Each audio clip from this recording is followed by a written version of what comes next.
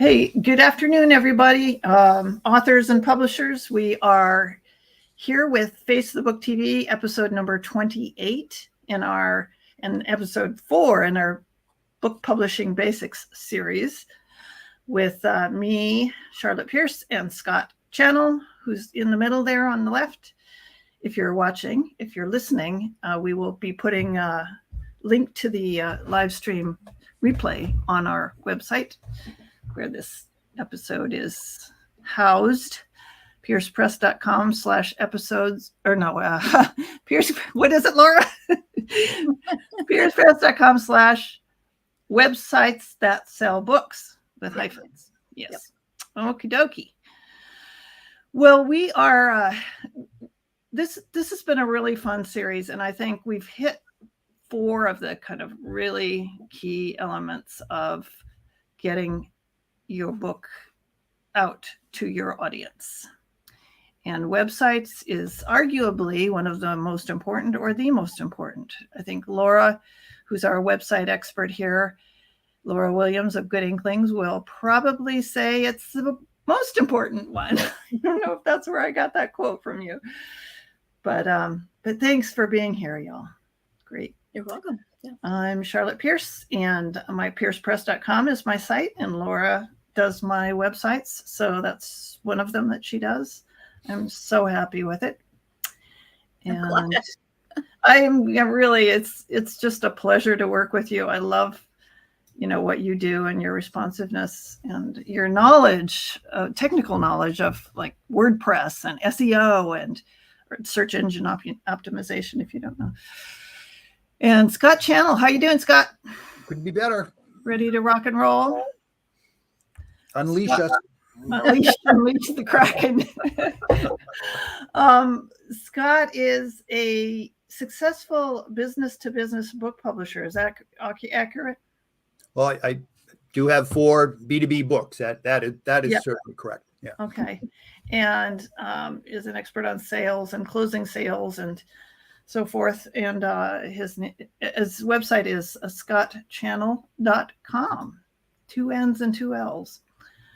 So y'all are welcome to, there's Laura. Laura's little goodinklings.com, which is, if you hadn't grabbed that name, I would have stolen it, because it is such a good name. Good Inklings kind of has a little vintage feel, and but it's definitely cutting edge, the service that you do. So Okay. All right, let's get started on our topic. I'm not sure which, Scott did some of these visuals and points, and Laura did some, but obscurity is the disease, your author platform is the cure. I love that.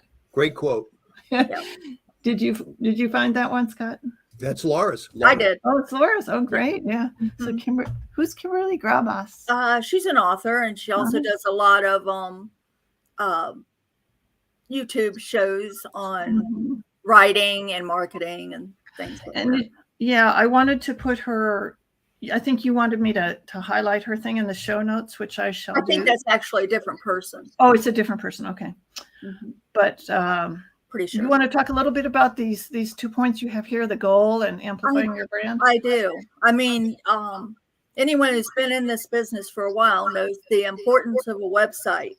And to authors, to me, it's particularly important, and I'm sure y'all would agree with me, is that this is, if your book cover is as important as your website and vice versa, because that's what people are going to be attracted to you by. You don't know every time somebody goes to your website, because they may not do anything there. They may not sign up for your newsletter, and they may not buy your book. They may go to a different site to buy your book, or they may come back later. You don't always know. So your website is really important for that first impression to the reader, and also to other people that maybe are authors or publishers that are looking at you too, because they will. So you're creating one of those 8 points of contact that Scott probably knows about, right? Yeah. Yeah. It's absolutely vital that your website conveys. not just what you're selling. Of course, that's Mhm. important because your goal is always to sell books, but who you are. And I don't mean like me, who I am, like grandmother and mother and all that. I mean who you are that's relatable to the person that's looking for you. Sure. What Yeah, like this one that the Ready Row USA is one of my sites for my podcast on rowing. Mhm. And that's an image. I mean, I just love the way you treated it, you know? And Well, it needs to say that right up front. I mean, when you go to, first of all, the name, which you came up with, the Mhm. Ready Row USA, explains exactly what it is. sure. But so does the immediate images that you see. And that's Yeah. what it should be for any site. Yeah. The picture above that is a sample site that I did just to show authors what I can do. Sure. And so, I mean, I had to make up, it was a job. I had to make up the book covers and everything. but I like that. The when you look sequel. at it, yeah, when you Yeah. look at it, immediately you know what it is. Yeah. You know that it is about a book and that it's about an author site, Yeah. because you should have your name should be the name of your author site, Mhm. not the name of your book. And the reason for that is you can handle the books by creating landing pages for them separately Mhm. or as pages on your site. Mhm. But let's say, like me, I'm writing a book on that would be considered fantasy fiction. Well, what if I want to 2 years from now switch to historical romance? Well, if everything says I'm a fantasy fiction author, then I have to actually go get another URL, build another site, and go through all that. Right. With my site being my name, then it covers anything that I choose to do down the road. So it's really important for authors to think of. So, yeah, I mean, I don't.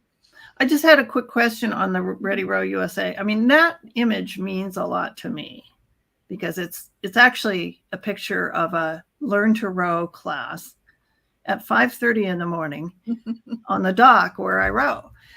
But do you think that should be more evocative of rowing? Should I have an image in there that's more about the boat and the oars and stuff? I in that particular issue, I don't think so. First of all, it's eye catching. A lot of the thing is when people look at the images and things on your site, it's a very quick impression that they get. Mm-hmm. So you have to feed that impression. So when they look at that image that you have right there, so that's the first thing they see on your website. They see Ready Row USA more than once. Yeah. They've got that, right? Yeah. And then they see the picture of whatever rower wants, to be out on the water and preparing for the day. So it gives them a good feeling. That's good. And that's what you want to do is get that emotion. Well, and Scott, do you have anything else to add to these 2 points or? Just at your image, I mean, to emphasize what Laura said about, hey, at a glance, you know exactly what the site is and the image reinforces your verbiage. The key is, like Laura says, at an instant, do they get what you do and you accomplish that objective?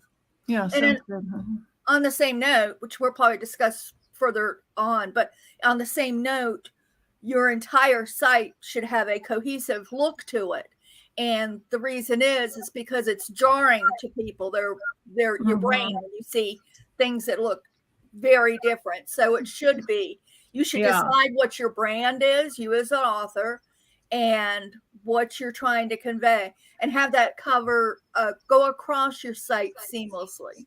And I use that color scheme and sometimes that image on like Instagram and Twitter and Facebook and too. So I feel like it's getting kind of a visual identity. Right. And that's what you're going for. You want people to recognize who you are and what you do. But at the same time, you don't want to unless you're a real well-known author, it's not the best idea for the first thing they see to be you. Got it. Because they need to know about what you're writing about before they see you. And so I'm just thinking about, if I'm just thinking about this as an author or publisher, what are the things that I should include in my site? Should I just build out, this fabulous, wonderful, multi-page site, or? I don't think so. unless you have nothing else to do in your life. But if you would like to have a site that you can manage yourself or have somebody else manage and it not cost you a fortune, then you need just the information that you need. So you need your homepage, you need an about page that's about you, the author, and then you also need a book page. So buy the book, or if it's a book series, books, bookstore, however you want to word it, but a buy the book page. And then you also need a media page, which a lot of people forget about. And it's like media for Media Kit or something, or yes, that way anybody who wants to interview you, like for a show like this, they could just go on there and they could see what what questions they could ask and things. Do you like have that on your site, Scott? I do not. Do you do speaking and stuff? Or? I do. When people make an inquiry or when I do outbound work for that, I usually handle that personally. But a lot of people do that. I think it's a great idea that Laura says, you're always trying to make it easier for whoever you're trying to reach. So having a media page is one of those things that can make it easier for people you want to reach. Well, sure. Because if you're an author and you're in discussions with publishers or agents and they say, do you have a website? You want everything that they want to know up front available, and then they can ask you more questions. So it's one of those things. Don't tell them everything on your website, but tell them enough to entice them to buy your book or contact you. The target category of people that you might be looking. And then I know Scott agrees. You cannot email capture. Any kind of email capture is so important. But then you have to follow up too once you have their emails to do something. So if you use your email capture to give away something, that's fine. They're doing that to get those pages or that book or those tips or whatever. That's cool. But if you're doing it for like a newsletter, then you have to start producing the newsletter. So I mean, you have to think about how you're doing it. The other thing is that buy the book buttons. There are so many ways to do buy the book buttons, and they should be everywhere on your site. And I don't mean like big, huge buttons. There's a little button here that says buy the book. There's hyperlink in a text that says buy the book. They can click on your book and buy the book. I mean, everything that you could think of that gives them some type of action to where they can get to buying your book. And by social tool, you mean just engaging people. Exactly. Your website should not be a static. It should not be thrown up on the internet and considered a business card.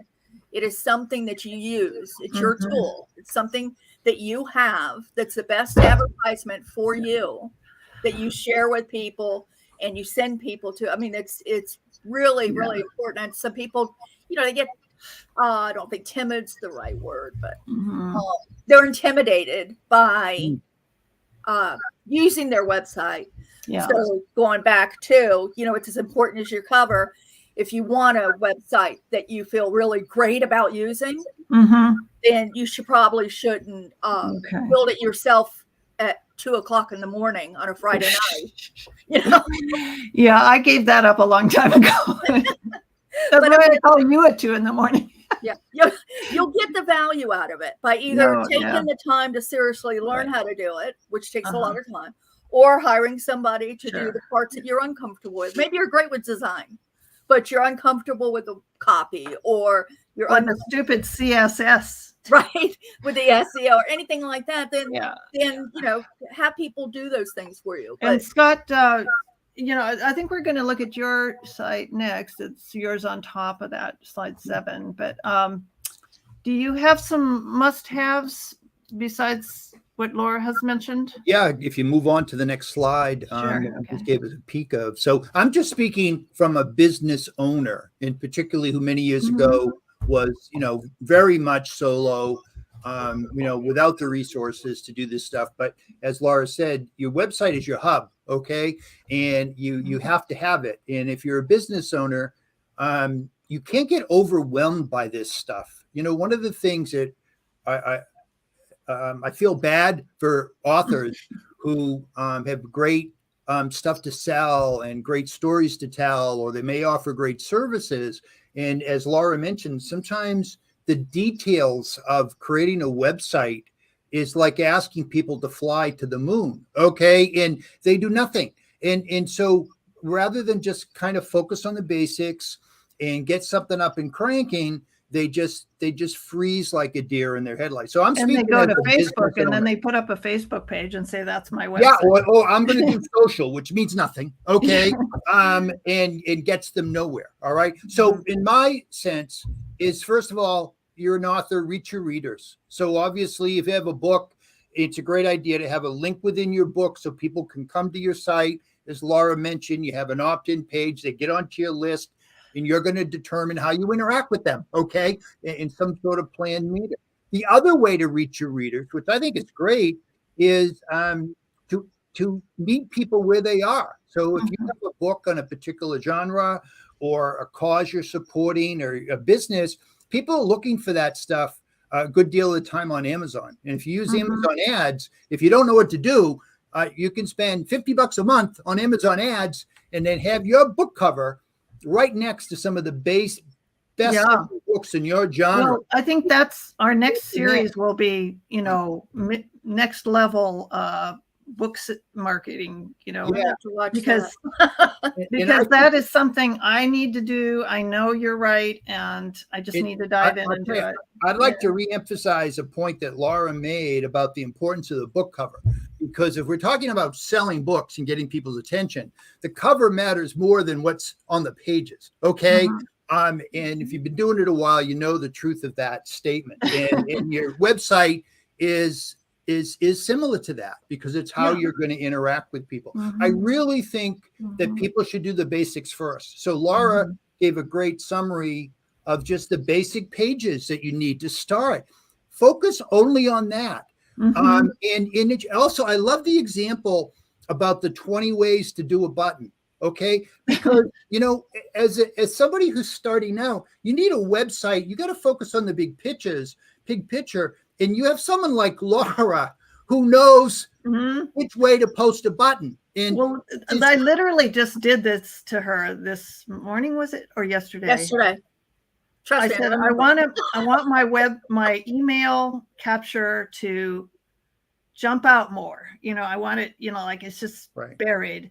And so like within, 3 or 4 hours, she had it there. It's a nice little floater. You can X out of it if you want, or you can fill it out very easily. And it works great.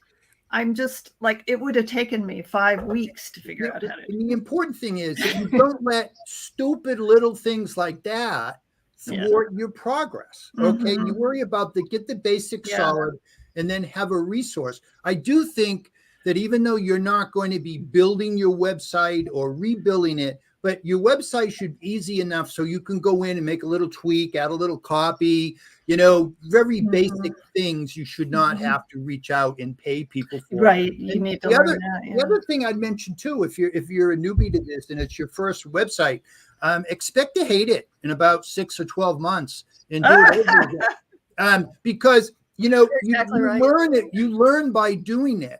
And particularly when you start interacting with your readers, your mind is going to get opened up to more things than you can do. Right. And with that new knowledge, you're going to want to do it. So I believe in keeping it lean, keeping things on the low expense side initially, because if you're doing it right, you're going to want to redo it. Can I ask both of you to answer this? What is the importance of is a blog important, or does it depend on the type of publishing? It depends on if you keep up with it or not. Yeah. That's what it depends on. You don't want to have your last one be from 2019 and it's you may as well just take it down and then put it up later when you have more content. But I got it. Yeah. What do you think, Scott? Yeah, well, absolutely, Laura. You have to be consistent. And if you're going to have a website, you're doing that to only connect with your audience, but interact with them. So you need to give them the stuff that they want to read about or keeps them coming back to hear about it. And so your blog is the means by which you're going to do that. Right. And then you can not just your stuff either. Yeah. You use it to build your authority and to Mhm. attract influencers and whatever you do. So don't Well, I think hesitate to those- use somebody else's.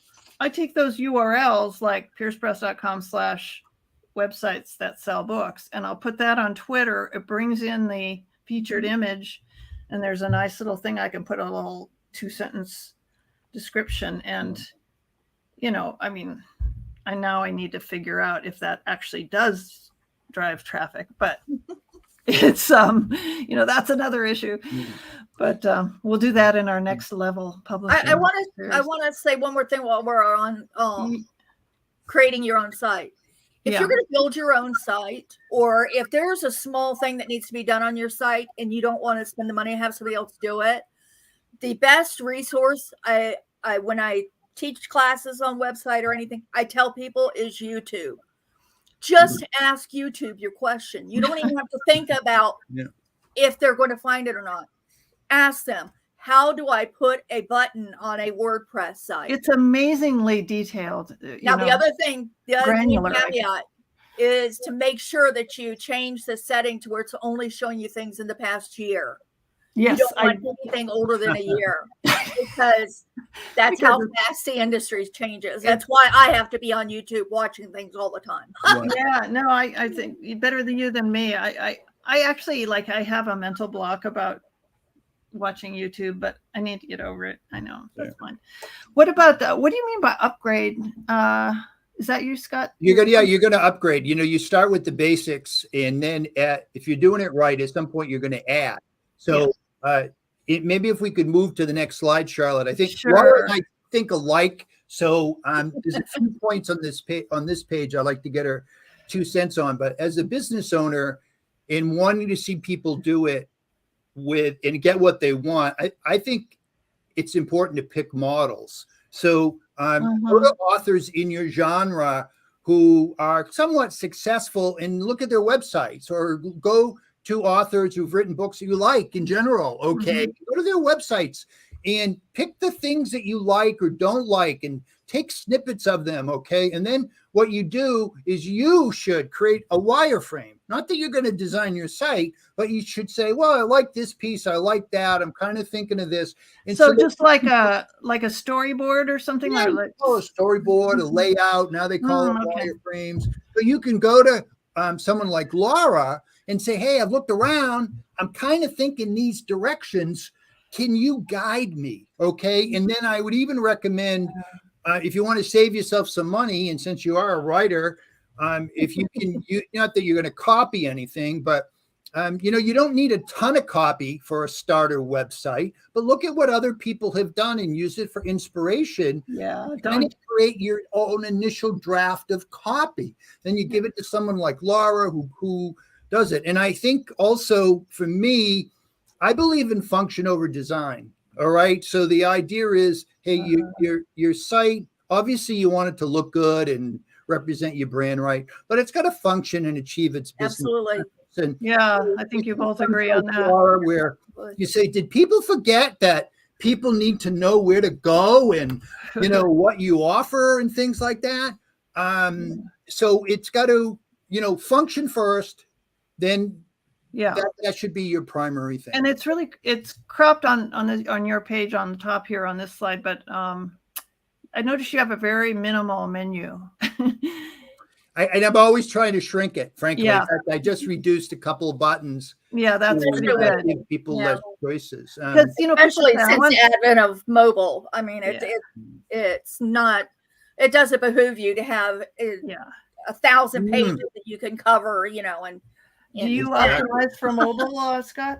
And then I'm just going to make 2 more points, and then I'll let you guys take it over. The other thing I think is really important, particularly in the beginning, is that you should build your site with common technology, because if it's common technology, there's going to be more YouTube videos on how to use it. All right, you're going to find more people who can help you, easier access, and and I see people do sites and they use this obscure crap.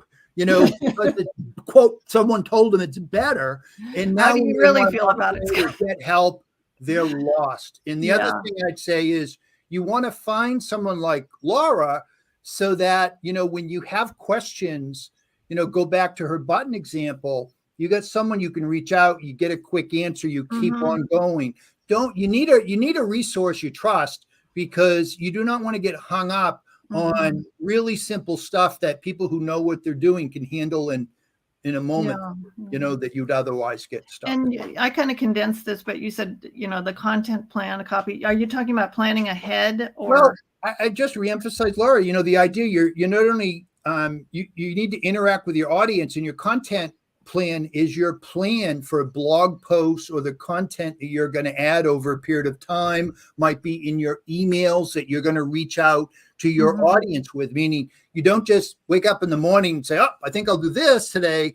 You got to have a plan over time as to what you want to offer your audience that you think that they would help. And then you implement that, whether it be week to week or month. I mean, it just, and with most things in life, planning ahead is a good thing. So, if you can, sorry, go ahead. Oh, go ahead. I'm sorry. Go ahead. But another thing, when you're looking at the content on your website, think about how many ways you can use everything that you have. So you have your author bio. You don't have to rewrite that every time somebody asks for your author bio. Keep a text file of what's on your website and use that. Oh, good point. The pictures or anything that's on there, you can use somewhere else, and vice versa. Yeah. So you don't want to constantly be creating content that you already have, because that frees you up to create the content that you need. So if you're going to do, let's say, blog posts, there's several ways you could do blog posts.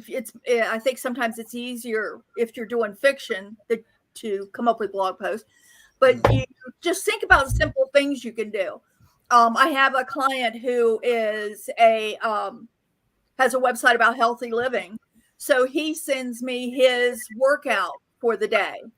So that's his piece of content for that day. He also wants to write a book. So he sends me, a few paragraphs or a chapter at a time, and there's more content. You can use the content all the way through. You can use pieces of your book. You can use your ideas. Charlotte has a good example of a friend of hers that writes book on, it's ancient Rome, right? Rome and Greece. Yes, Rome and Greece. And she says, okay, what kind of makeup did Cleopatra wear? You can come up with ideas. It's great. It just totally captivated me. Just be creative. And I mean, Scott, he can answer anything about sales and things like that. So his content is about that. It teaches you something. Sure. Yeah. And just don't ignore those. Like you were told me yesterday, Laura, repost your blog, my podcasts, and because they just don't go out of date that quickly. Like especially about rowing, maybe about websites, but So elements, we've covered a few of these things. We've covered this really, Laura, covered these actions. And the only other thing I might add to this is particularly if this is your first site, worry only about doing the basics. When I hear someone talk about who doesn't have a website, oh, I want to do courses and I want to do webinars and I'm like, whoa. I have no idea. Get your essentials in place first, get it functional. Yeah, I think that's been your point throughout this whole series. Sorry, it's great to think ahead, but everything's built on a strong foundation. Well, this is your foundation. Worry about that first, then build on it. When you're capable. And that's been your mantra throughout all 4 episodes of this Book Publishing Basics. You said, just exactly. And simplify. Your website shouldn't wait until the very end of right before you publish your book. You should do it way beforehand. One, because it's a tool. But also you can if there's any problems and kinks, you can work them out before you get down to the launch date and something. Yeah. Good. And it's part of building an author platform, which you talked about in episode 2 of this series. So that's, otherwise you're just kind of throwing it out there on Facebook and use a good post. Yeah. Oh, right. Thank you for saying that. Anyone who uses cheap hosting deserves all that they get. Yep. That's Yeah. That's real right there. Yeah, we won't Insane. trash any Yeah. companies, but there are a couple of very popular ones that should not be used.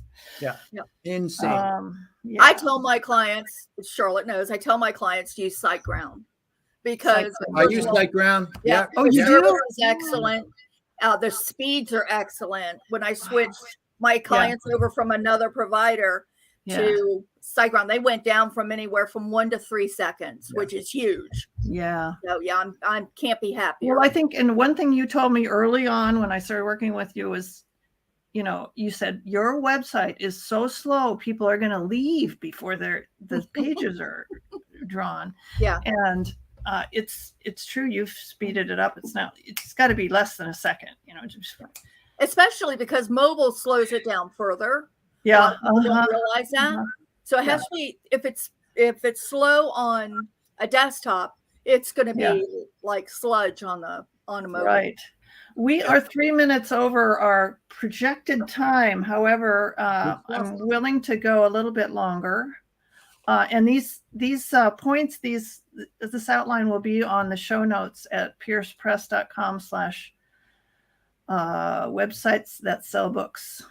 Also, Yeah. I'm going to add a link there. I told Charlotte I would, and I haven't done it yet. But and what the link is to is how to build a media kit, because I think it's a very good, simple way to start thinking about it, and I really think that's important. And I need that media kit about once or twice a week. It's just, you know, so nice to have it. But Scott, your final thoughts here, or I guess these are final thoughts. Just, you know, execute on the basics well, build a strong foundation, don't overcomplicate things. And if you find, you know, if you've been thinking about a website for more than a couple of months and still don't know what to do, just admit you don't know what to do. Find a good resource and let them guide you through it. Okay. Exactly. Because otherwise you're going to drive yourself crazy and you're going to cost yourself a lot of opportunity. Now, do you advise not using something like Squarespace or one of those WebEx or Wiki? Laura knows more, but could I give you my 2 cents and then I'll Yes. shut up? I would just say that I'm not a fan of things that are not flexible. Okay, so you know, you should be able to add, you know, you learn and you want it to grow. I don't know as much as Laura, but I know some things, they're quick and easy and cheap, but you can't grow with them. So I'll shut up. Okay. No, I think she might agree with you. You're exactly right. And the other thing is that make sure that you have your own URL, that somebody else doesn't own it, that your web designer doesn't own it, that nobody else owns that URL but you. Mm-hmm. And the reason is I don't even know how many times now I have worked on websites with people where they had to get new URLs because the web designer or their boyfriend or their whoever dipped out and just won't bother giving them information. Right. Or in some cases, they've completely lost the information. I found that with an author that had that happen, you know, and she says, and it delayed our book production for, you know, a year and a half because she couldn't get, you know, so it can become a serious, especially if it's like your name or something, it become quite a serious problem. Because someone was trying to save $10. It's just, you know, this is the kind of stupid stuff that they got bored with it. Unnecessary. No, it's absolutely imperative that you do that. And then also to hosting. I'm pulling somebody out of the fire right now with the hosting. They hosted with their web designer. Don't do that. Don't do that. A lot of web designers will be screaming at me because, well, I don't do that to my customers. Well, you know, I would never tell a customer to. No, you don't have mine, and you told me not. You know, you never told me to go with you. You know, have you do it. So yeah, same with the ISBN and stuff. Well, listen, guys, this is so helpful for me. It's like, you know, I think I hear this stuff a lot. I've been publishing for a while, but it's like going to church. You know, you need to hear it over and over again. It is because one person can say the same thing 10 different ways, but if you hear 10 people saying the same thing, you're going to understand it. Yeah, so it's sort of like you know, coaching for rowing. You know, you just you need to hear it 300 times usually. Scott, we're going to package this up and blast it out. These are the Great. 4 episodes we thanks have for on our meeting. book publishing basics, and they're great. I think all 4 of them are just great, and we might do then a next level. A second. What do you call it? A higher level? Tier. Huh? Tier. Higher tier. Yeah. So more specifics in some of these things that we talked about that are real, challenging for people. We've got a lot of other episodes coming up. We're going to be, the IPNE is one of our collaborators on this series, and we will be going live from some of the book events that IPNE, Independent Publishers of New England, is going to be doing cooperative book exhibits on at Boston Book Festival.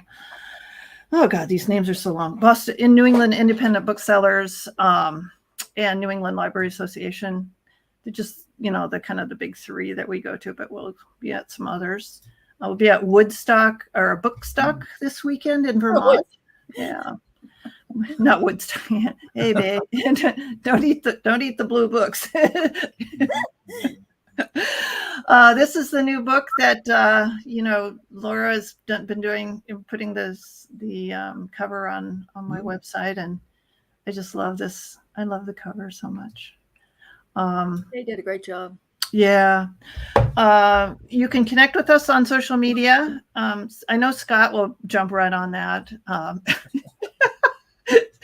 Scott is kind of a reluctant social media. He's on LinkedIn though, aren't you? Yeah. We have Face the Book TV. Just use that hashtag and we'll find you and give you some good stuff. We're a member of IPNE, and there's a great arsenal of resources in that organization, as well as our national organization, Independent Book Publishers Association. And that's about it, y'all. We'll be back. Yep. Great. Thanks. Thank you so much for Thanks being so much. here. Yep. One website at a time. Bye. Bye.